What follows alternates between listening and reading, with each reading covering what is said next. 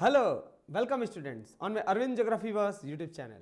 I hope students you all are keeping well and preparing well for your board examinations. I hope you have enjoyed Vijendra sir's English first video and I am very thankful for your good response for that. Students, I am having a very good team of well experienced teacher. I myself also go in for the board copy corrections and most of our schools teacher do the same.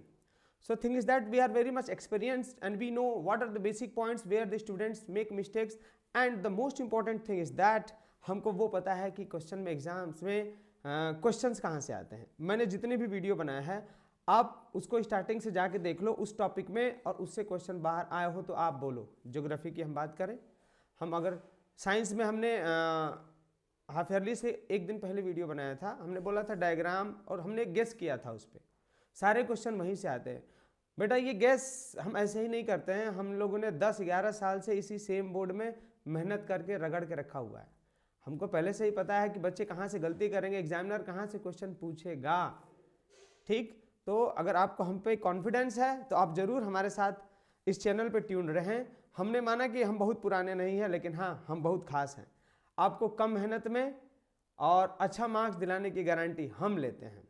इसलिए आप अपने खुद और अपने दोस्तों को भी share करें, यहाँ तक कि अपने क्लास 8, 9 और 10 में जितने भाई बहन हैं सबको शेयर करें, क्योंकि अभी हमारा फोकस बोर्ड और 8, 9 सब पे है. हम आने वाले समय में सारे सब्जेक्ट्स के एक्सपर्ट्स को कोशिश करेंगे कि आपसे वीडियो उस पर पुटअप कराएं. ठीक है, अभी हमारी कोशिश इसमें जारी है और प्लीज़ आप हम पे भरोसा रखें. आपको हम बहुत अच्छा मार्क्स स्कोर करने में definitely will help you. Okay, so today we are going to start a new chapter that is composition and structure of earth atmosphere. यानी इसमें हमने अभी आपको एटमॉस्फेयर यानी लेयर्स ऑफ एटमॉस्फेयर के बारे में पढ़ाया था. अभी जो सबसे खास बात जो ग्लोबल वार्मिंग, ओजोन डिप्लीशन और एसिड रेन, ये क्लास 9, 10, 11, 12 तक पूछे जाने वाला क्वेश्चन है. इसलिए हमने इसको, ये ICSE, CBSE सारे चैप्टर्स में है, क्योंकि ये इन्वायरमेंटल प्रॉब्लम है और ये हर जगह इससे क्वेश्चन आता है. तो चाहे बच्चा आप CBSE का हो या ICSE का हो, क्वेश्चन यहाँ से डेफिनेटली होंगे. एक खास बात और, जो पॉइंट्स हम लिखते हैं ना वो हमारा रिसर्च करके लिखा हुआ पॉइंट्स होता है. वो ऐसा पॉइंट्स है कि क्वेश्चन अगर उठाया तो उसी से ही उठेगा. मैं ऐसा नहीं बोल रहा हूँ. आप मेरे पीछे वीडियोस में जाओ और वहाँ से जो हमने वीडियोस बनाए उसमें उठा के देखो, आप डेफिनेटली क्वेश्चन वहीं से होगा. जितना हमने बना दिया उससे बाहर नहीं होगा. अब चूंकि हम अकेले हैं, अभी हम टीम हमारे पास नहीं है, लेकिन हम धीरे धीरे इकट्ठा कर रहे हैं, इसलिए नंबर ऑफ वीडियोस हमारी कम है, क्योंकि हम सारा खुद एडिटिंग करना, खुद पावर पॉइंट बनाना, इसमें बहुत मेहनत लगता है. ठीक है, तो आप अपने दोस्तों तक शेयर करें. हाँ, हम कोशिश करेंगे कि मैक्सिमम जितना हो सकता है हम आपको बोर्ड के एग्जाम से पहले सारा दें, so that you can score a very good and high percentage. Okay, so welcome you all my Arvind geography verse YouTube channel. Okay dear friends, will start now. देखिए आज हम बात करेंगे global warming, ozone depletion and acid rains की. Basically कुछ बच्चों का कहना है कि सर आप हिंदी में ज़्यादा थोड़ा बोलें ताकि ज़्यादा समझ में आ गए. चलो कोई बात नहीं है, स्टार्ट करते हैं हिंदी में ही. चलिए, तो यहाँ हम सीधे बात करेंगे इंट्रोडक्शन पे. देखो बाबू, आपको आपका समय भी बचाना है हमको और सारा मैटर भी देना है. Means within a short period of time I have to give everything which is a very big challenge for a teacher. आपको समझाना भी है, शॉर्ट पीरियड में देना है, तो एक्टिव रह के हम कोशिश कर रहे हैं कि अब आपको सारा मैटर दिया जाए. आप थोड़ा ध्यान बस बना के रखें, देखें, डेफिनेटली हम आपको सारा समझाते हैं. चलिए स्टार्ट करते हैं. First, ozone. Ozone it is present at the height of 20 to 50 kilometre above the earth surface. ये तो पहले हमने बताया था आपको. स्ट्रेटोस्फीयर में सबसे खास स्ट्रेटोस्फीयर इसी की वजह से है. स्ट्रेटोस्फीयर में चाहे UPSC हो चाहे कहीं भी अगर क्वेश्चन पूछ रहा है तो उसका सबसे इंपॉर्टेंट जो रीजन है ना वो ओजोन गैस होता है. ठीक है, क्वेश्चन पूछता है ओजोन गैस कहाँ है, it is in the stratosphere. देख लो आप, सबसे खास कहाँ है, ozone is present in the stratosphere from and it's biosphere. यानी पूरे पृथ्वी और उसके बायोस्फीयर को किससे बचाता है, डेंजरस अल्ट्रावायलेट रेडिएशन. यानी ये हाई एनर्जी रेडिएशन है, इसके अंदर एनर्जी ज़्यादा है, इसीलिए ये इवन हमको स्किन कैंसर कॉज कर सकता है. ठीक है ना. कैंसर क्यों कॉज करता है, क्योंकि इसके अंदर एनर्जी ज़्यादा है. अगर एनर्जी ज़्यादा है तो सोमेटिक और जेनेटिक दोनों वेरिएशन ये कॉज करता है. So it is very dangerous for us. Okay, when you talk about the depletion of ozone hole, यानी ओजोन जो लेयर है, यानी डिप्लीशन ऑफ ओजोन होल, यहाँ वर्ड गलत है, डिप्लीशन ऑफ ओजोन लेयर होगा. यानी जो ओजोन लेयर में ओजोन का गैस का मात्रा कम हो गया ना, तो वहाँ से जब ज़्यादा अल्ट्रावायलेट रेडिएशन इंटर करने लगा उस पर्टिकुलर प्लेस से, तो हमने उसको ओजोन होल बोला. ठीक है। तो देखिए सबसे पहले ozone hole was detected through satellite, यानी सबसे पहले ये किसके थ्रू इसको हमने देखा था, नासा ने सैटेलाइट के थ्रू। कब, डेट पूछ सकता है 16 में 1985, वेरी इंपॉर्टेंट, ठीक है। ये इसी को बाद में क्या बोले जाने लगा, ओजोन होल। यानी first of all depletion of ozone layer was basically detected, ये कब आपको देखने को मिला था, ये 16 में 1985 में, ओके, समझ में आया। अब ये देखिए ये ओजोन लेयर हो गया, okay, LAYER, done. Next, now the cause of ozone hole depletion, हमने सिर्फ वही पॉइंट रखा है जो एग्जाम में पूछेगा, ओके। आप इसलिए न ज़्यादा न कम, आपको एग्जाम्स में अच्छा नंबर लेके आना है, जानकारी के साथ सब मिलेगा आपको। देखें, फर्स्ट इज क्लोरोफ्लोरोकार्बन, इसको हमने सिस्टमेटिकली अरेंज कर दिया है, CFC इसका फुल फॉर्म है, ये बार बार एग्जाम्स में पूछता है। This is the main cause of ozone layer depletion, okay.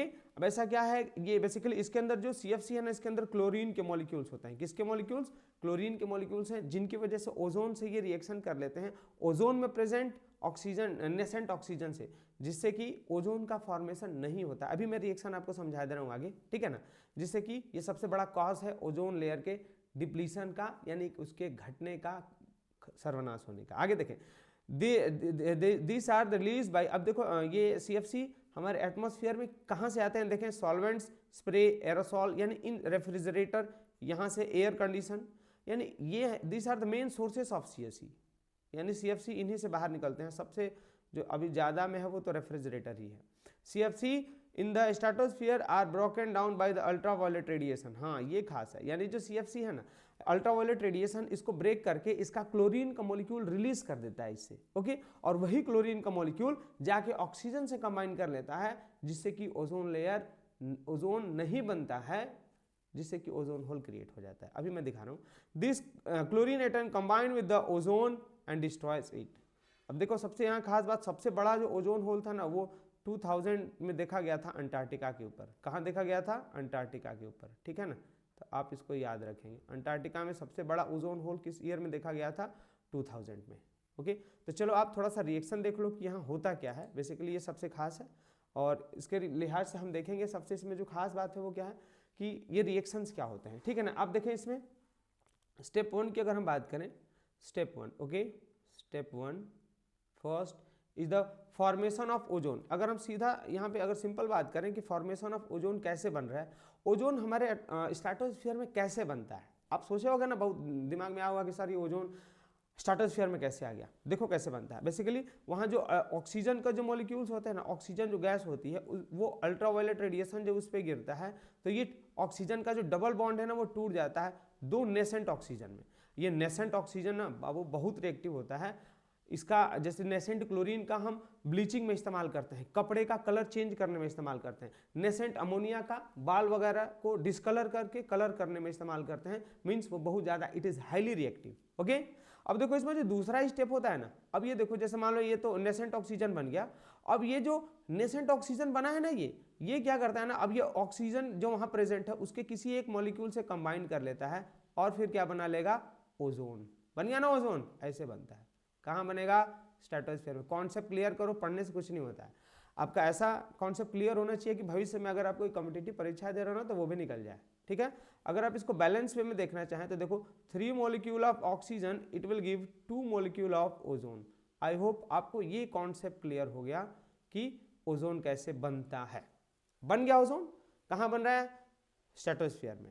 अब हम बात करेंगे ना कि ये इसका डिस्ट्रक्शन कैसे होता है, और उसमें भी हम लेंगे सबसे ज़्यादा खास किसको, क्लोरोफ्लोरोकार्बन को। अब चलिए अगर देखो, अगर आप जो ये ओजोन बन गया ना एटमॉस्फेयर में, तो देखें यहाँ पे खास क्या रिएक्शन हो रहा होता है, मैं आपको बता रहा हूँ। देखो सबसे खास देखो, बेसिकली जब हम बात करें, देखो ध्यान से, ओजोन ये बन गया सपोज एटमॉस्फेयर में, तो जब ये अल्ट्रावायलेट रेडिएशन से हमको कैसे बचाता है, आपके दिमाग में ये फिर अगला प्रश्न आता होगा। तो बन गया, अब देखो कैसे बचाता है। बेसिकली अगर हम ओजोन की बात करें ना, तो ये कुछ इस टाइप का स्ट्रक्चर होता है इसका, इसमें, ठीक है। इसमें एक डबल बॉन्ड होता है, और ये डबल बॉन्ड तोड़ने के लिए ना ज़्यादा एनर्जी की जरूरत होती है। अब जब अल्ट्रावायलेट रेडिएशन गिरता है ये ओजोन के इस डबल बॉन्ड पे, तो ये डबल बॉन्ड टूट जाता है, तो फिर ये क्या दे देता है, ऑक्सीजन दे देगा, और ये नेसेंट ऑक्सीजन। डन। अब देखो ये जब अल्ट्रावायलेट रेडिएशन का एनर्जी अब यहाँ खर्च हो गया ना, तो ये फिर देखो स्मार्टली ना ये नेसेंट ऑक्सीजन फिर इस ओजोन से कंबाइन करके ये क्या बना लेता है, वापस से ओजोन बना लेगा। फिर ओजोन बन गया, इस पे अल्ट्रावायलेट रेडिएशन गिरेगा, डबल बॉन्ड टूटेगा, फिर क्या बनेगा, ऑक्सीजन का मॉलिक्यूल बनेगा और नेसेंट ऑक्सीजन। अब ये जो ज़्यादा एनर्जी आई थी ना वो इस बॉन्ड को तोड़ने में खर्च हो गई, फिर ये कंबाइन कर लेता है नेसेंट ऑक्सीजन जो टूटा है ऑक्सीजन से, और कंटिन्यूअसली ये एक रिवर्सिबल प्रोसेस है, चलता रहता है, ओजोन बनता रहता है, ठीक है। लेकिन अगर मान लो यहाँ पे अगर कोई क्लोरीन मॉलिक्यूल आ गया, जैसे अगर हम बात करें क्लोरोफ्लोरोकार्बन से, तो देखो CF2Cl2, जब ये अगर मान लो स्ट्रेटोस्फीयर में पहुंच गया तो वहां अगर इस पे अल्ट्रावायलेट रेडिएशन गिरेगा ना तो ये तुरंत टूट जाता है, किसमें, क्लोरीन एक मॉलिक्यूल यहाँ मिल जाएगा और ClF2Cl। अब ये जो क्लोरीन का मॉलिक्यूल है ये यहाँ पे रिएक्टिव होता है, और ये अब ये जो ऑक्सीजन का मॉलिक्यूल है ना यहाँ पे नेसेंट ऑक्सीजन, इससे इसकी अफिनिटी ज़्यादा होती है, यानी इससे इसकी तरफ वो खिंच के ऑटोमेटिकली चला जाता है। हम बात करना था इलेक्ट्रॉन अफिनिटी की, केमिस्ट्री में बात करते हैं, यानी वो उसका उस इलेक्ट्रॉन के प्रति अट्रैक्शन ज़्यादा होता है। तो अब देखो ये क्या करेगा, अब ये यहाँ पे सिंपली क्या करता है ना, देखो अब ये यहाँ पे अगर हम बात करें तो ये क्लोरीन का जो मॉलिक्यूल है वो अब ये ओजोन के साथ रिएक्शन करके बना लेता है ClO नेसेंट ऑक्सीजन और ये O2। यानी कुल मिला के हम देखें तो यहाँ हुआ क्या है, यहाँ पे जो क्लोरीन का मॉलिक्यूल है वो किससे कंबाइन कर लिया, आपके नेसेंट ऑक्सीजन से, और ये बनाया ClO। इसको हम बोलते हैं हाई क्लोरो ऑक्साइड, क्या बोलेंगे इसको, क्लोरो ऑक्साइड, क्लोरो ऑक्साइड, या इसको बोलते हैं हाइपोक्लोराइड, दो नाम देते हैं इसको, या क्या बोलेंगे इसको, हाइपोक्लोराइड। डन। अब ये हो गया। अब बताओ आप, हमने यहाँ क्या देखा था, हमने ऊपर देखा था कि ये जो ऑक्सीजन का मॉलिक्यूल है वो नेसेंट ऑक्सीजन से मिल के फिर दोबारा ओजोन बना ले रहा था, लेकिन अब यहाँ हो क्या रहा ना कि ये क्लोरीन के आ जाने की वजह से अब ये जो नेसेंट ऑक्सीजन है ना, ये ऑक्सीजन मॉलिक्यूल से कंबाइन होने के बजाय ये क्लोरीन से कंबाइन कर लेता है, कंबाइन करके तो बना लिया इसने ये केमिकल, ठीक है। अब जब ये केमिकल बन गया तो अब आप बताओ क्या यहाँ पे ओजोन बनेगा, नहीं बनेगा। इसलिए अब उस पर्टिकुलर एरिया में जो ओजोन गैस का अमाउंट है ना वो धीरे धीरे कम होने लगता है, जिससे कि अब अल्ट्रावायलेट रेडिएशन अर्थ सरफेस पे आने लगता है। तो आप क्या बोलते हो कि वो ओजोन होल का फॉर्मेशन हो गया है। बेसिकली वो कोई होल थोड़ी होता है, वहाँ ओजोन गैस का अमाउंट घट जाता है। आई होप आपको हमने जो समझाया वो समझ में आ गया है। अब ये रिएक्शन के थ्रू हमने आपको समझा दिया है, थोड़ा आप एक दो बार इसको देखेंगे ना समझ में आ जाएगा। आगे बढ़ रहे हैं। दूसरा जो है second cause of ozone depletion is unregulated rocket launch, यानी रॉकेट्स जो होते हैं ना उनके देखोगे रॉकेट जब जा रहा है तो उसके पीछे धुआं निकल रहा होता है, ठीक है ना। इसकी वजह से भी ना जो ओजोन है इसका ज़्यादा डिस्ट्रक्शन होता है, ठीक है, क्योंकि इसके अंदर भी बहुत अलग अलग प्रकार के गैसेस निकलते हैं। दूसरी हम बात करें नाइट्रोजनस कंपाउंड, जैसे नाइट्रोजन डाइऑक्साइड हो गया, कौन सा ऑक्साइड हो गया, nitrogen dioxide, nitrous oxide, this are also highly responsible for ozone depletion. आपको यहाँ पे हेडिंग याद रखना है और इन गैसेस का नाम रखना है कि इनकी वजह से भी होता है, लेकिन अगर हम बात करें इन जनरल क्वेश्चन CFC से ही होता है। ओके, आगे है नेचुरल कॉज। अगर हम बात करें कि ये तो मान लो कि एंथ्रोपोजेनिक थे, यानी हमने जो किया इंसानों की वजह से था। अब नेचुरल कॉज देख लेते हैं। नेचुरल कॉज में देखो आप 1 और 2% of ozone depletion is caused by sun spots, यानी जो सन से हाई एनर्जी आती है ना, जैसे मान लो सन पे तो न्यूक्लियर रिएक्शन चल रहा है तो वहाँ से कभी कभी ज़्यादा एनर्जेटिक वेव्स आते हैं तो ये ओजोन लेयर को डिस्ट्रॉय करके चले जाते हैं, ठीक है, 1 to 2%। अगला क्या है, स्ट्रेटोस्फेरिक विंड से और वोल्केनिक इरप्शंस, सोलर स्टॉर्म, इनसे भी नेचुरल कॉज है। आप इनको थोड़ा सा वर्ड्स याद रखेंगे। आगे अगर बात करें नेक्स्ट पॉइंट इज ODS, ठीक है ना। ODS में क्या है, ओजोन डिप्लीटिंग सब्सटेंस, क्या क्या है देख लें, आप इनको जरूर याद रखें। पहला इसमें CFC, हेलोजेंस में फ्लोरीन, क्लोरीन, ब्रोमीन, आयोडीन, ये सब हो गए। कार्बन टेट्राक्लोराइड CCl4, इसका फॉर्मूला आई होप आपको याद होगा, CCl4, ये भी है, इसकी वजह से भी ओजोन डिस्ट्रॉय होता है। और this are all important for ozone depletion, तो आपको याद रखना है। इसमें सबसे खास जो हमने पहली बार बताया था आपको CFC वही है और उसका रिएक्शन है। आपका कॉन्सेप्ट क्लियर होना चाहिए। वो आपसे रिएक्शन यहाँ ज्योग्राफी में पूछेगा नहीं, पूछेगा तो केमिस्ट्री में पूछेगा, लेकिन आप केमिस्ट्री पढ़ो ज्योग्राफी पढ़ो, बात एक ही है, आपको रिएक्शन याद होने चाहिए।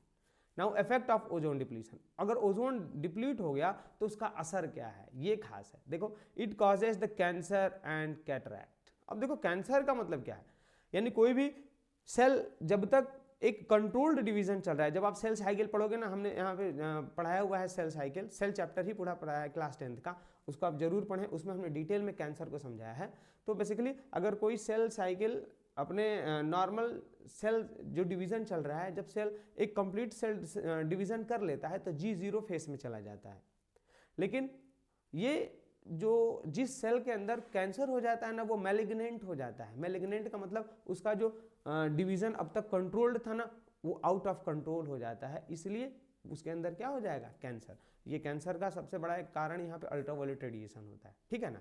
दूसरा कैटरैक्ट, ये हमारे आंखों के अंदर जो आउटर जो सरफेस होता है ना, जो लाइट को रेगुलेट करता है, वो हार्ड हो जाता है, तो हमारे आई के अंदर जो लाइट है ना वो कम पहुँचता है। तो ये अगला रोग हो गया कौन सा, कैटरैक्ट। इसका कोई इलाज नहीं है, इसको फिर सर्जरी करना होता है। It also hamper our immune system, हमारे इम्यून सिस्टम को भी ये थोड़ा नुकसान पहुंचाता है।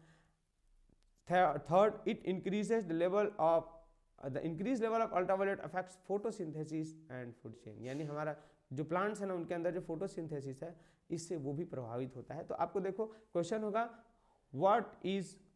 Where is ozone gas found, what are the various causes of ozone depletion, ये क्वेश्चन हो सकता है। What are the effects of ozone depletion, अगर ये क्वेश्चन हुआ ना तो सीधे 2 या 3 नंबर का होगा। तो अगर क्वेश्चन पूछा जाए 2 या 3 मार्क्स का, ठीक है, तो एग्जामिनर को आपको सिर्फ 3 पॉइंट चाहिए। If it is ask for 3 marks, give 3 point. एक एक लाइन में आंसर दीजिए, कीवर्ड्स होने चाहिए। जैसे यहाँ देखो कीवर्ड्स क्या है, it causes cancer and cataract, यही हो गया keyword. Hampers our immune system हो गया कीवर्ड। इट अफेक्ट्स फोटोसिंथेसिस हो गया, यही आपका कीवर्ड। तो आपको ऐसे कीवर्ड्स होने चाहिए जो आप लिखोगे फालतू, यहाँ पे आप एक पूरा पैराग्राफ लिख रहे हो ना, तो आपको इससे कोई नंबर नहीं मिलने वाला है। ओके, सो आई होप आपको ये ओजोन डिप्लीशन समझ में आ गया है, इससे ज़्यादा बहुत जानने की ज़रूरत नहीं है। आगे हम बढ़ रहे हैं, अपना नेक्स्ट पॉइंट है ग्लोबल वार्मिंग, ठीक है ना। ये बहुत ही खास है, क्योंकि यहाँ से भी क्वेश्चन आ रहा है, क्लास 9, 10, 11, 12 हर जगह तो पूछ रहा है, और आप आगे भी पढ़ रहे हो ना, BSc वगैरह कर रहे हो, उसमें भी ये क्वेश्चन होता है। क्योंकि जो बच्चे हैं जिनको हमने पढ़ाया है वो भी आते हैं, तो सर वो जो उनके लिए एक ना, ये ऑप्शनल सब्जेक्ट्स में रहता है, ये एक पेपर होता है इससे, ठीक है, तो वहाँ भी आपको काम करेगा। चलिए देखते हैं ग्लोबल वार्मिंग क्या है। Global warming, rise in the global mean temperature of earth. Mean temperature earth का कितना है, ये एक बार क्लास 9th में अभी आया था ईयरली में, इट इज 17 डिग्री सेल्सियस। कितना है, 17 डिग्री सेल्सियस। अब ये 17 डिग्री जो सेल्सियस है, ये तापमान पृथ्वी का अब और बढ़ना स्टार्ट होगा ना, इसी को हम ग्लोबल वार्मिंग बोलते हैं। इंक्रीज इन टेम्परेचर अब क्यों हो रहा है देख लेते हैं। Due to the increase in the concentration of green house gases, यही है खास गैस, देख लो ये ग्रीन हाउस गैसेस हैं, आप इनको चोर गैस भी बोल सकते हो, ठीक है ना। अब मैं क्यों बोल रहा हूँ, मैं सिर्फ ट्रिक बनाने के लिए बोल रहा हूँ। चोर गैस का मतलब देखो, नॉर्मली सन दे रहा है एनर्जी पृथ्वी को, मान लो 100 यूनिट, तो पृथ्वी तो ईमानदार है ना, जिसको सन को पूरा 100 यूनिट रिटर्न कर देना चाहिए। लेकिन ये जो बीच में ये इनर्ट गैसेस है ना, green house gas, sorry inert gas नहीं, ग्रीन हाउस गैसेस, ये कुछ जो हीट है ना उसको चोरी करके अपने पास रख लेते हैं, ठीक है ना। अब इससे पूरा हमारा वातावरण गर्म होने लगता है, तो इसीलिए हमने इनको ट्रिक के लिए नाम दिया है चोर गैस। आप याद रख सकते हो एग्जाम के लिए, और कोई बड़ी बात नहीं है। In the atmosphere it is due to human activities. अब देखो ग्रीन हाउस गैस हो क्यों रहा है, वो सिर्फ होगा ह्यूमन एक्टिविटीज की वजह से। ग्लोबल वार्मिंग क्यों हो रहा है, ग्रीन हाउस गैसेस की वजह से। और ग्रीन हाउस वातावरण में आ क्यों रहे हैं, तो ह्यूमन एक्टिविटीज की वजह से। अब ह्यूमन एक्टिविटीज का मतलब इसमें देखो, सबसे जो खतरनाक है, सबसे ज़्यादा जो ग्रीन हाउस इफेक्ट कॉज हो रहा है ना, ग्लोबल वार्मिंग कॉज हो रहा है ना, वो 55% कार्बन डाइऑक्साइड की वजह से है। इसके बाद 15% के आसपास वाटर वेपर से है, ठीक है। तो ये कुछ ऐसी खास बातें हैं जो आपको याद होनी चाहिए, ठीक है। देखो few green house gases are, अब देख लो कुछ जो ग्रीन हाउस गैसेस हैं उनके कुछ नाम हमने नोट किए यहाँ पे। देखो वाटर वेपर फर्स्ट हो गया, कार्बन डाइऑक्साइड, मीथेन, ओजोन, ये सब है कुछ, ठीक है। अब परसेंटेज था, मैं अभी बता रहा हूँ परसेंटेज। वाटर वेपर की बात करें तो ये वाटर वेपर कितना परसेंट इसमें कंट्रीब्यूट करता है, तो इसका परसेंटेज फिक्स नहीं है, इट इज़ वेरिएबल। क्या है ये, वेरिएबल है, कहीं ज़्यादा कहीं कम, वो भाप पे निर्भर करता है। कार्बन डाइऑक्साइड की बात करें तो ये पूरे ग्लोबल वार्मिंग में 55% कंट्रीब्यूट करता है। अगर हम मीथेन की बात करें तो ये पूरे ग्लोबल वार्मिंग का 15% कंट्रीब्यूट करता है ग्लोबल वार्मिंग में, ठीक है ना। अगर हम ओजोन की बात करें तो ये लगभग बहुत इसका अमाउंट कम है, ठीक है ना। और अगर हम बात करें CFC की, तो CFC आपका लगभग 10 to 24% ग्लोबल वार्मिंग में कंट्रीब्यूशन करता है, ठीक है। तो ये गैसेस हैं और उनका कंट्रीब्यूशन है ग्लोबल वार्मिंग में, ठीक है। यानी rise in the global mean temperature of earth is called global warming, अब ग्लोबल वार्मिंग किन की वजह से हो रहा है? ग्रीन हाउस गैसेस की वजह से, क्योंकि ये जो एनर्जी है या जो प्रकाश है या जो हीट है ना सन का, उसको ये ट्रैप कर लेते हैं, पकड़ के रख लेते हैं, जिससे कि हमारा जो पूरा अर्थ का सराउंडिंग है ये गर्म होता है। अब इनमें देखो खास बात, ये इनके जो ग्रीन हाउस गैसेस है ना, जैसे कार्बन डाइऑक्साइड, इससे नुकसान नहीं है, इसके बढ़ते हुए अमाउंट से नुकसान है। क्योंकि अगर इसका अमाउंट ज़्यादा हो गया तो हमारा वातावरण गर्म होगा, ठीक है ना। क्वांटिटेटिव पॉल्यूशन है ये, आपको याद होगा, क्लास 9th में शायद पढ़ा हो आपने।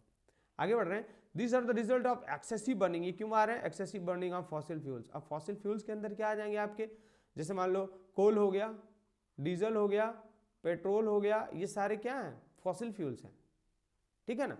इनके जलाने से ही ये कार्बन डाइऑक्साइड गैसेस और ये जहरीले गैस निकलते हैं।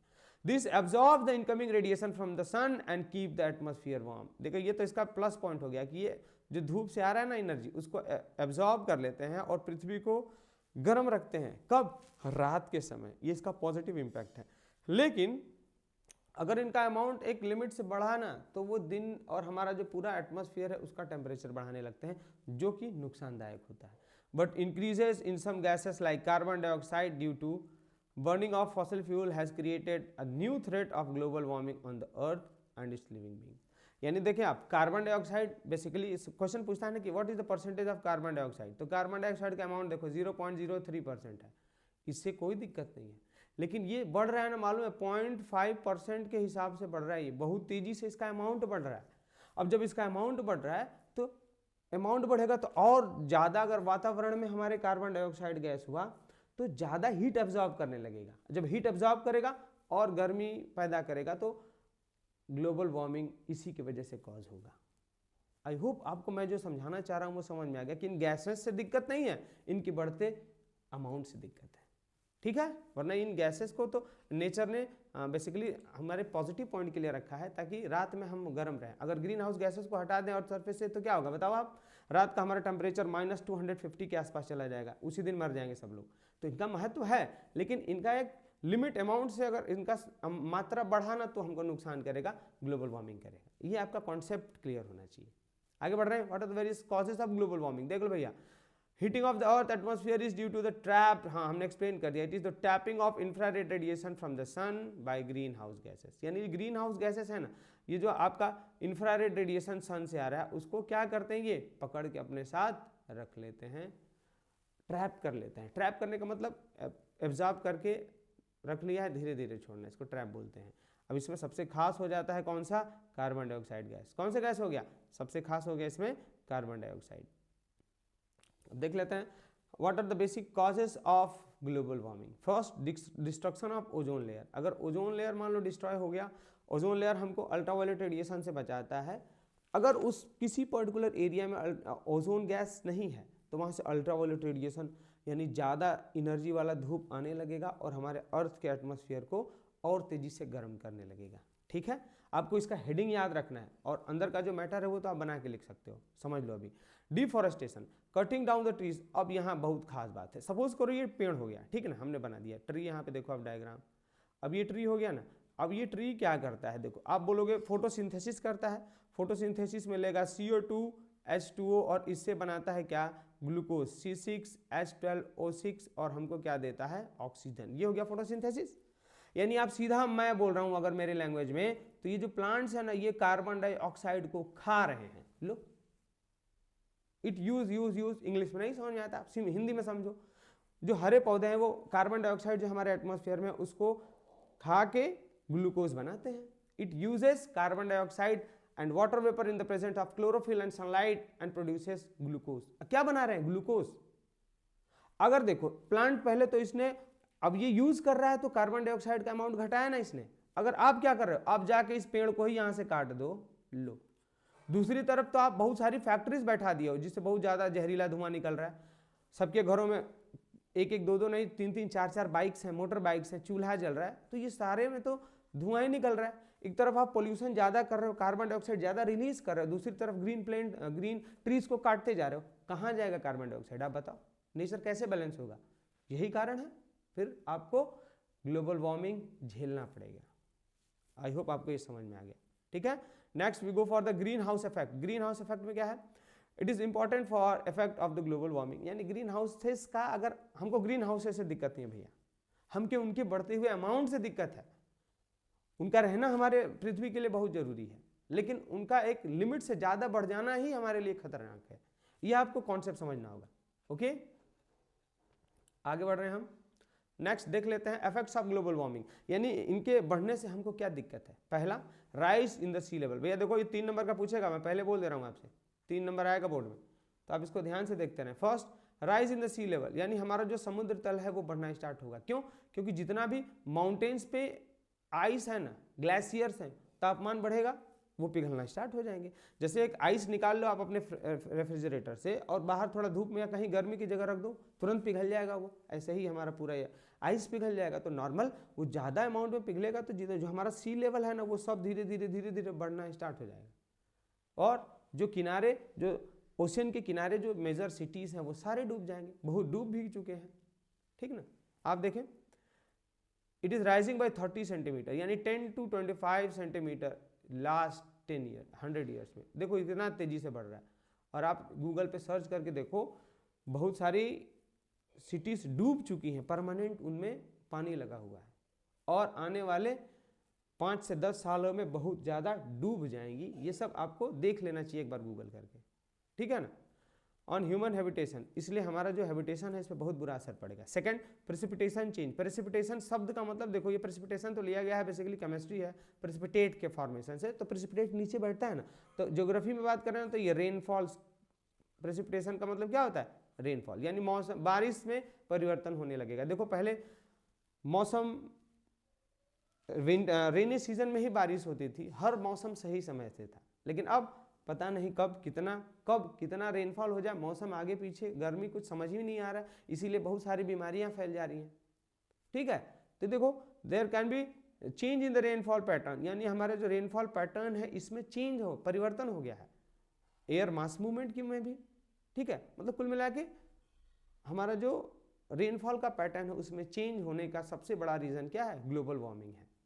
ओके, अब ये देखो रेनफॉल कहाँ बढ़ेगा? It is expected to increase on the higher latitudes. Higher latitudes का मतलब अगर आप इक्वेटर के पास हो, देखो ये कॉन्सेप्ट क्लियर करो, इक्वेटर का वैल्यू कितना है? 0 डिग्री, ऊपर जाएंगे तो 90 डिग्री, यानी पोल्स की तरफ अब ये ज़्यादा बारिश होगा, और जो इक्वेटर है इधर कम बारिश होगा, और इसकी वजह से जो हमारा अनाज है उसका प्रोडक्शन पे असर पड़ेगा, सीरियल्स के प्रोडक्शन पे असर पड़ेगा। ठीक है ना। Latitude in summer and winter in the south east Asia. ठीक है ना, ये सब आपको पॉइंट्स, और लोअर लैटिट्यूड्स पे घटेगा। ठीक है, तो आई होप आपको ये समझ में आ गया कि ज़्यादा बारिश, कम बारिश, मौसम, जो रेनफॉल है उसके पैटर्न में परिवर्तन का सबसे बड़ा कारण क्या है? ग्लोबल वार्मिंग है, ये याद रखना है। ठीक है ना। अब आपको आई होप थोड़ा इंटरेस्टिंग लग रहा होगा। आप देखो पढ़ोगे तो इंटरेस्टिंग लगेगा, नहीं पढ़ने वालों के लिए तो कुछ भी इंटरेस्टिंग नहीं है, लेकिन जिसको पढ़ना है, पढ़ना देखो बाबू सबसे मेहनत का काम है और सबसे आसान काम है जीवन में। क्यों आसान काम है?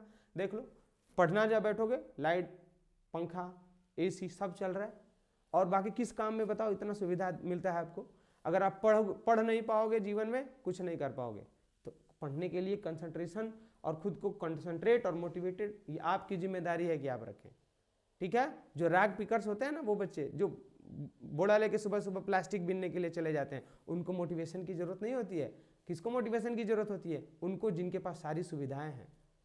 वो 4 बजे जगेगा, अपने आप ऑटोमेटिकली अपना काम कर रहा है। क्यों? उसको पता है अगर हम कुछ 10-11 बजे तक अगर वो कुछ कलेक्ट नहीं कर लेगा तो उसको खाने के लिए कुछ नहीं मिलेगा। तो मोटिवेशन हमको आपको चाहिए। क्यों चाहिए? क्योंकि हमारे पास सारी सुविधा है and we are misusing that. वरना मोटिवेशन तो आदमी खुद से मोटिवेट हर समय होना चाहिए, उसको कर्तव्य करने के लिए मोटिवेशन की जरूरत नहीं है। ठीक है, मोटिवेशन मिलना, करना, ये सब बहाना है। आप कर नहीं रहे हो तो बहाना कर रहे हो। आगे देखते हैं। Next point is radiation imbalance. Radiation imbalance होने का सबसे बड़ा कारण क्या? रेडिएशन इम्बैलेंस कैसे होगा? देखो, जैसे मान लो हमने बोला कि अभी अर्थ हो गया, इसको अगर सन ने 100 यूनिट एनर्जी दिया तो अर्थ उसको फिर रेडिएशन के फॉर्म में 100 यूनिट दे देता है। लेकिन अगर ये ग्रीन हाउस गैसेस का मात्रा बढ़ गया तो अब ये तो ज़्यादा अमाउंट एब्जॉर्ब कर लेंगे ना। अगर इनका तो मान लो कि हम 98 करेंगे, 2% तो अपने पास रख लेंगे। ये क्यों रख लेंगे? क्योंकि ग्रीन हाउस गैसेस ऑटोमेटिकली अगर एटमॉस्फेयर में प्रेजेंट हैं तो वो जो सनलाइट से एनर्जी आ रहा है ना, हीट, उसको ट्रैप कर लेते हैं, पकड़ लेते हैं, पूरा रिफ्लेक्ट बैक नहीं करते हैं। तो होना क्या चाहिए, 100 यूनिट लिए तो 100 यूनिट दिए, लेकिन अब क्या होगा, 100 यूनिट आया लेकिन ग्रीन हाउस ने 1-2 यूनिट रख लिया, इसीलिए तो हमने इनको चोर गैस बोला। 1-2 यूनिट रख लेंगे, अब कितना जा रहा है 98, तो 2% इन्होंने रख लिया ना, इसी से हमारा पूरा पृथ्वी क्या हो रहा है, गर्म हो रहा है, सर्वनाश इसी से हो रहा है। तो ग्रीन हाउस गैसेस से दिक्कत नहीं है, उनके बढ़ते अमाउंट से दिक्कत है। आई होप आपका कॉन्सेप्ट क्लियर हो रहा है। नेक्स्ट अगला पॉइंट क्या है, decrease in the ground water table. ये ऐसा क्यों होगा कि ग्राउंड वाटर टेबल बढ़ जाएगा, देखो मान लो अगर ग्रीन प्लांट्स हैं, ग्रीन प्लांट्स तो लीफ होता है ना, उनके लीफ में से होता है ट्रांसपीरेशन, क्या होगा ट्रांसपीरेशन। ट्रांसपीरेशन का मतलब loss of water from the leaf. अगर मान लो गर्मी हो गया वातावरण में बहुत ज़्यादा, तो इन लीफ से तो बहुत ज़्यादा इवोपरेशन होगा, तो यहाँ से बहुत ज़्यादा वाटर एब्जॉर्ब करेंगे तो ट्रांसपीरेशन भी होगा। प्लस अगर जो वाटर बॉडीज प्रेजेंट है, जैसे मान लो पॉन्ड हो गया, लेक हो गया, अगर तापमान बढ़ जाएगा तो इसमें से रेट ऑफ इवोपरेशन नहीं बढ़ जाएगा, तो ऑटोमेटिकली जो हमारा सरफेस वाटर है वो भी घटेगा, और जो अंडरग्राउंड वाटर टेबल है ये भी घट जाएगा। क्यों? क्योंकि ट्रांसपीरेशन रेट बढ़ जाएगा। ठीक है, यहाँ देखिए थोड़ा इंक्रीज का स्पेलिंग ये गलत है, ठीक है ना, देखो आप यहाँ पे इंक्रीज का स्पेलिंग गलत है, आप थोड़ा सही कर लेंगे। नेक्स्ट एग्रीकल्चर की हम बात करें, agriculture climate change will bring change in the serial production in tropics, यानी एग्रीकल्चर के पैटर्न में जो परिवर्तन है ये ग्लोबल वार्मिंग की वजह से हो रहा है। वाटर रिसोर्स भैया बहुत तेजी से घट रहा है, वाटर रिसोर्स अंडरग्राउंड वाटर हो या सरफेस, ग्लोबल वार्मिंग से इसका अमाउंट बहुत तेजी से घटेगा, क्योंकि ट्रांसपीरेशन बढ़ेगा तो अंडरग्राउंड वाटर घटेगा, और इवोपरेशन बढ़ेगा तो सरफेस वाटर घटेगा। नेक्स्ट डिसीज, देखो अंडरग्राउंड वाटर और सरफेस वाटर ये दोनों एग्जाम्स वाटर रिसोर्स के लिए इंपॉर्टेंट टॉपिक है सिलेबस का, आप जरूर याद रखें, ठीक है ना। वीडियो के लिए आप हमने वाटर रिसोर्स का वीडियो बनाया है, उसको जरूर देख लें। Because of the increase in the temperature, अब देखो तापमान बढ़ता है ना, जब तापमान बढ़ेगा और अगर हम बात करें अगर ह्यूमिडिटी बढ़े, टेम्परेचर भी बढ़ जाए प्लस ह्यूमिडिटी अगर बढ़ जाए, ठीक है ना, तो उस केस में होता क्या है ना कि डिसीजेस के फैलने का बहुत ज़्यादा चांस बढ़ जाता है, ठीक है। इसीलिए देखो सावन का जब मंथ आता है तो उस वक्त ह्यूमिडिटी भी ज़्यादा होता है और टेम्परेचर भी, इसीलिए उस वक्त ना मीट खाने के लिए लोग मना करते हैं। तो उसका ये साइंटिफिक रीज़न है, क्योंकि उस वक्त वातावरण में सबसे ज़्यादा बैक्टीरिया, फंगस ये सब घूम रहे होते हैं, किस पे, वाटर वेपर पे बैठ के, ठीक है। तो मतलब इन्फेक्शन का चांस ज़्यादा होता है उस वक्त, इसलिए आपको नहीं खाना चाहिए। अब देखो यहाँ देख लो, because of increase in temperature, तापमान और अगर रेनफॉल बढ़ेगा ना तो ऑटोमेटिकली जो डिसीज है उसके फैलने का चांस बढ़ जाता है। समझ में आया आपको, चांस बढ़ जाएगा, क्यों? क्योंकि बैक्टीरिया और virus automatically they start reproducing and spreading into that environment. तो आप टेम्परेचर बढ़ाओ, गर्मी बढ़ाओ, अलग अलग प्रकार की बीमारी आ जाएगी ऑटोमेटिकली, ठीक है ना। ये ग्लोबल वार्मिंग की वजह से है। Decrease in ground water table, agriculture में परिवर्तन, वाटर रिसोर्स का घटना, बीमारी का फैलना, ये सारा किसका इफेक्ट है?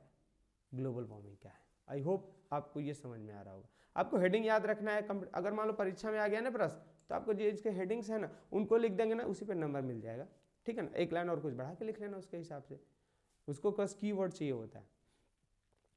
अगला सबसे खास बात है यहाँ पे, हमने अगला टॉपिक लिया है एसिड रेन, ठीक है ना। देख लो acid rain means presence of, अब देखो ये एसिड रेन का आपके जीवन में क्या संबंध है। जब स्टार्टिंग में रेनफॉल होता है ना, बारिश होता है बरसात के मौसम में, तो आपकी मम्मी बोलते हैं पहली बारिश हो रही है नहीं नहाना, दादा बोलते हैं नहीं नहाना है, पापा बोलते हैं नहीं नहाना है। क्यों? क्योंकि अगर आप मान लो स्टार्टिंग में रेनफॉल हुआ तो प्रदूषण ज़्यादा होने की वजह से एटमॉस्फेयर में गैसेस होते हैं, जैसे sulphur dioxide, nitrogen dioxide, carbon dioxide, और ये सब उस वाटर वेपर के साथ रिएक्शन करके एसिड बना लेते हैं, और वो एसिड गिरेगा ना आपके स्किन पे, तो जो स्वीट ग्लैंड होता है, सिबेशियस ग्लैंड, ये सब जो हमारे ग्लैंड्स होते हैं ना, उनके अंदर वो जब एसिड चला जाता है ना तो इन्फेक्शन कर देता है, तो आपको क्या होने लगता है? फोड़ा होने लगता है। इसलिए दादा बोलते हैं अगर बारिश में नहाओगे तो तुमको क्या हो जाएगा? फोड़ा हो जाएगा। फोड़ा क्यों होता है? साइंटिफिक रीजन देखो ना, एसिड रेन की वजह से होता है। अभी एसिड रेन में वो वाटर में जो एसिड का जो रेनफॉल है उसमें एसिड कैसे आ रहा है वो मैं आपको समझा दे रहा हूँ, बस यही आपको समझना है। It means presence of excess amount of acid in the rain water, बस आपको ये याद रखना है। अब ये कहाँ से आ रहा है? प्रदूषण से आ रहा है। अब आप क्या कर रहे हो? देखो कोयला जला रहे हो, पेट्रोल, अब ये क्या करेगा? सल्फर और फास्फोरस, नाइट्रोजन, ये सब सारे कोल और पेट्रोल को जलाने से ना ये सब गैसेस निकलती हैं, sulphur dioxide, nitrogen dioxide, phosphorus. अब ये कहाँ प्रेजेंट है? हवा में। अब मान लो रेनफॉल होगा तो उसके साथ डिजॉल्व होकर नीचे आएंगे and they will cause acid rain. देखो this gases react with oxygen and form their oxide, यानी एटमॉस्फेयर में जो ऑक्साइड है ना, ऑक्सीजन, उससे रिएक्शन करके अपने ऑक्साइड बना लेते हैं, और जो उनके ऑक्साइड्स हैं वो किससे कंबाइन करेंगे, ये कंबाइन कर लेते हैं वाटर से, और क्या बना लेते हैं, एसिड। दो एग्जाम्पल लेंगे, बाकी आप खुद से समझ लेंगे, ठीक है ना।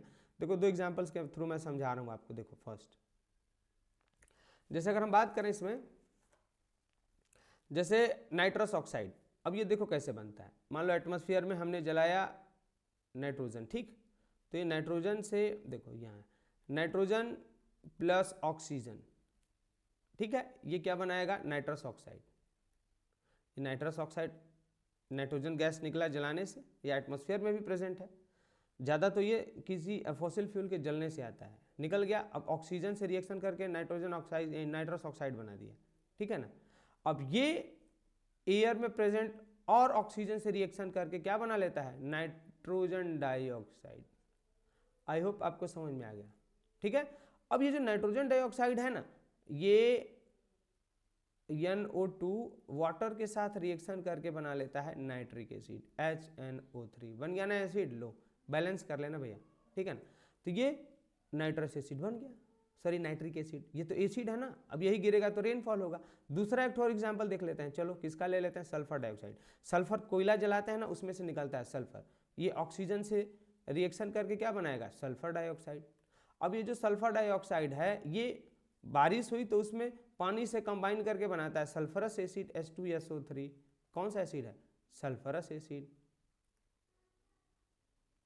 कौन सा एसिड है, सल्फरस एसिड। अब देखो ये जो सल्फरस एसिड हो गया ना, अब ये फिर ऑक्सीजन से रिएक्शन करता है, SO2 प्लस SO, और ऑक्सीजन से रिएक्शन करके बनाता है सल्फर ट्राइऑक्साइड। अब ये सल्फर ट्राइऑक्साइड वाटर से रिएक्शन करके अब क्या बना लेगा, सल्फरिक एसिड H2SO4। देख लो भैया, मैंने ये ज्योग्राफी में नहीं पूछेगा, लेकिन कहीं तो पूछेगा। अरे रिएक्शन याद रखो ना, ज्योग्राफी से ही समझ लो क्या दिक्कत है, ठीक है। अब देखो कुल मिला के देखो, यहाँ पे नाइट्रिक एसिड बन गया, सल्फ्यूरिक एसिड बन गया। ऐसे ही जब कार्बन डाइऑक्साइड है ना, ये वाटर से रिएक्शन करके क्या बना लेता है, कार्बोनिक एसिड H2CO3। लो यहाँ ये एसिड बन गया, यहाँ दूसरा एसिड बन गया, ये तीसरा एसिड। अभी जब रेनफॉल होगा तो ये तीनों एसिड उसमें मिल के नीचे गिरेंगे, और जब उसका अमाउंट बढ़ जाएगा तो क्या होगा, this will fall down as a, आप क्या बोलोगे कि ये एसिड रेन है। कौन सा रेन है, एसिड रेन। आई होप आपको समझ में आ गया। अब देखो इम्पैक्ट क्या है, एसिड, मान लो एसिड के फॉर्म में बारिश हो रहा है, तो वो एसिडिटी जो है सॉइल का वो बढ़ जाएगा, it increases the acidity of the soil, soil acidic हो जाएगा। अगला, इट कोरोड्स द बिल्डिंग, यानी जो ताजमहल वगैरह या बिल्डिंग है, पुरानी स्टैट्यूज हैं, ब्रिजेस हैं, रेलिंग्स हैं, ये क्या करेगा ना, उसको खुरदुरा कर देगा। जैसे मार्बल बिल्कुल स्मूथ होता है, अब ये उसको खुरदुरा कर देता है, कोरोड्स कर देना। कोरोजन का मतलब उसको खुरदुरा कर देना। सबसे देखो यही कॉमन क्वेश्चन पूछता है एग्जाम में, व्हाइट मार्बल, व्हाइट मार्बल जो आपके ताजमहल का है वो कैसा टोन हो गया है, येलो। सवाल पूछेगा क्यों, आप बोलोगे बिकॉज ऑफ एसिड रेन, बस। अब देखो ये जो एसिड रेन हो रहा है ताजमहल पे, उसका रीजन क्या है ये भी देख लो यहाँ पे। It is caused by the pollution done by the Mathura oil refinery, इसमें से आ रहा है, इसके लिए जो पोल्यूशन कर रहा है गैस कार्बन डाइऑक्साइड, कहाँ से, मथुरा ऑयल रिफाइनरी से। तो आई होप आपको ये समझ में आ गया। Next, it is great danger to human health, ये हमारे लिए बहुत खतरनाक है, as it causes contamination of soil and water, यानी सॉइल और वाटर दोनों क्या हो जाते हैं, एसिडिक। तो हमारे लिए तो नुकसानदायक है, क्योंकि आपके बॉडी के अगर ब्लड ही एसिडिक हो गया ना, तो सारा बीमारी ही एसिडिटी की वजह से होता है। अगर आप अपने ब्लड को पीएच न्यूट्रल मेंटेन करके रख रहे हो, तो आपके अंदर से ऑटोमेटिकली कोई बीमारी नहीं आएगी। इसीलिए लोग तुलसी का पत्ता, नीम का पत्ता, ये सब खाते हैं, क्यों, क्योंकि वो आपके ब्लड को अल्कलाइन करता है, ठीक है। ये सब बातें जीवन की जो है ना आपको याद पता होनी चाहिए, और ये टीचर ही तो बताएगा आपको। आगे देखें, इट कॉजेस न्यूरोलॉजिकल डिसऑर्डर, ये हमारे नर्वस सिस्टम से संबंधित जितने भी डिसऑर्डर हैं ये कॉज करता है। और प्लांट्स के अंदर इट जो लीफ है ना, it gets burned and dry, यानी ये जल जाती है किनारे किनारे। जो पत्ती होती है ना, जैसे मान लो पत्ती हमने बना दिया, लो ये पत्ती हो गई, तो ये किनारे किनारे ना ये इतना जल जाती है, जल के ये सूख जाएगी, तो फोटोसिंथेसिस पे भी असर होता है और प्लांट के हेल्थ पे भी असर होगा, ठीक है। तो आई होप आपको इतना समझ में आ गया कि इम्पैक्ट क्या है, एसिड रेन का है क्या है, उसका रीज़न क्या है, ठीक है। और अगर आप न्यू व्यूअर हैं, अगर आपको लग रहा है कि हम आपके साथ मेहनत कर रहे हैं और आपको आपका कॉन्सेप्ट क्लियर कर रहे हैं, देखो यूट्यूब पे वीडियो तो बहुत सारा है, लेकिन आपके एग्ज़ाम में जो पूछा जाए और आपके भविष्य में आने वाले एग्ज़ाम के लिए जो तैयार कर रहा हो, कॉन्सेप्ट आपका क्लियर करे, आप वहाँ ज़रूर ट्राई करें। वरना यूट्यूब पे वीडियो बनाना इतना मुश्किल भी नहीं है। लोग बहुत बना रहे हैं, लेकिन एक्सपीरियंस काउंट करता है, क्योंकि हमको पता है क्वेश्चन कहाँ से आएगा। क्वेश्चन कहाँ से आएगा आपको वो याद रखना है। हमारे एक्सपीरियंस, हम भी 10 साल से पढ़ा रहे हैं, ठीक है, ICSE बोर्ड में। हमने ऑफलाइन क्लासेस में हमारे बहुत सारे बच्चे हैं CBSE के, ICSE के, तो सारा सिलेबस हमको पता है, कहाँ से क्वेश्चन आता है ये पता है। तो हमने सोचा अब आप लोग के साथ शेयर करें। तो प्लीज़ आप हमारे इस मुहिम को आगे बढ़ाएं और ज़्यादा से ज़्यादा बच्चों को शेयर करें ताकि उनको भी बेनिफिट हो। Thank you. जय हिंद।